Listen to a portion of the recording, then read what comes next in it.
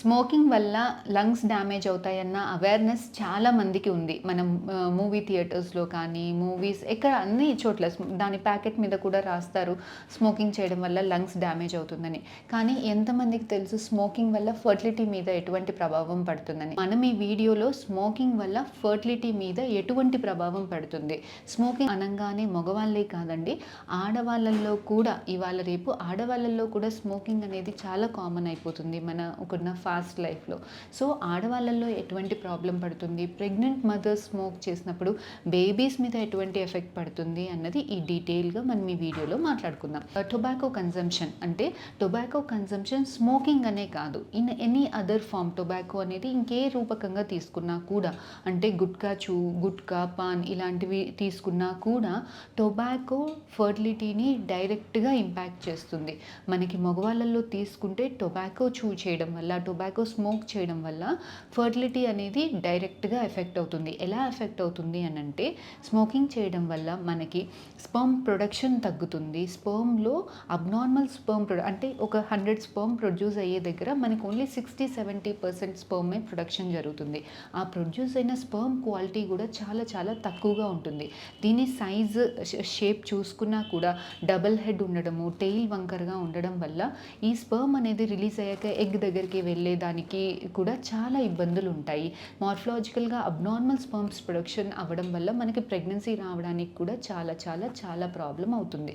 So ఇదే కాకుండా smoking చేసినప్పుడు మన బ్రెయిన్ నుంచి ఏవైతే హార్మోన్స్ రిలీజ్ అవ్వాలో స్పర్మ్ ప్రొడక్షన్ నార్మల్గా ఉండేదానికి, అలాంటి హార్మోన్స్ ప్రొడ్యూస్ అయ్యే ఛాన్సెస్ కూడా చాలా తక్కువ అయిపోతుంది.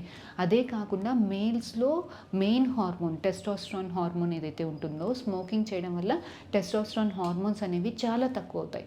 ఇలా హార్మోన్స్ తక్కువగా ఉన్నప్పుడు భార్యాభర్త కలిసేదానికి ఇబ్బంది ఉంటుంది, స్పర్మ్ ప్రొడక్షన్లో ఇబ్బందులు ఉంటాయి. సో ప్రెగ్నెన్సీ రావడానికి ఇబ్బందులు చాలా ఎక్కువగా ఉంటాయి.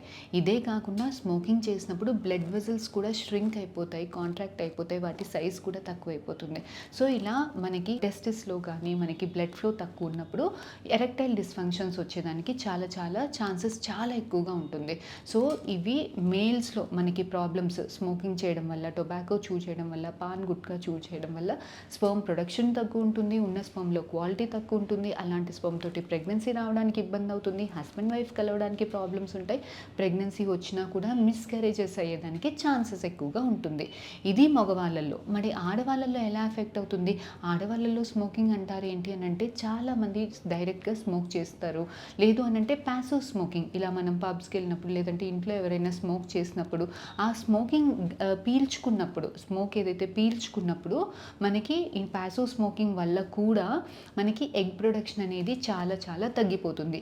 ఓవేరియన్ ఏజింగ్ అనేది ఉంటుంది. ఈ ఓవేరియన్ ఏజింగ్ అంటే ఏంటి అని అంటే, మీకు వయసు 24 ఇయర్స్ అయినప్పటికీ మీ ఎగ్ ఏజ్ అనేది 34 ఇయర్స్ అమ్మాయికి ఎలా అయితే ఎగ్స్ ఉంటాయో అలాంటి ఎగ్స్ మనకి 24 ఇయర్స్ అమ్మాయిలలో చూసేదానికి ఉంటుందన్నమాట.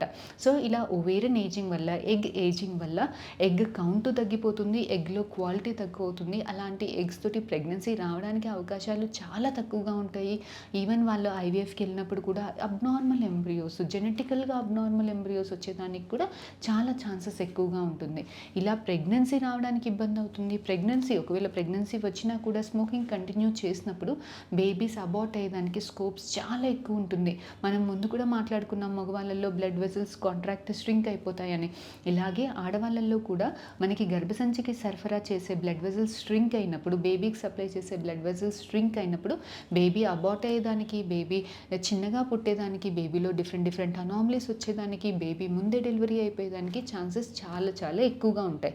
So tobacco in any form, smoking, gutka, paan, both in male female, pregnant female is very dangerous అండి.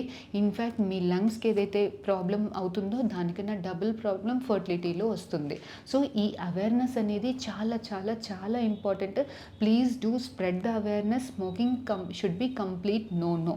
మీకు ఫర్దర్గా ఇంకేమైనా డౌట్స్ ఉన్నాయి అని అంటే please do comment in the comment section. We'll definitely get back to you. Thank you.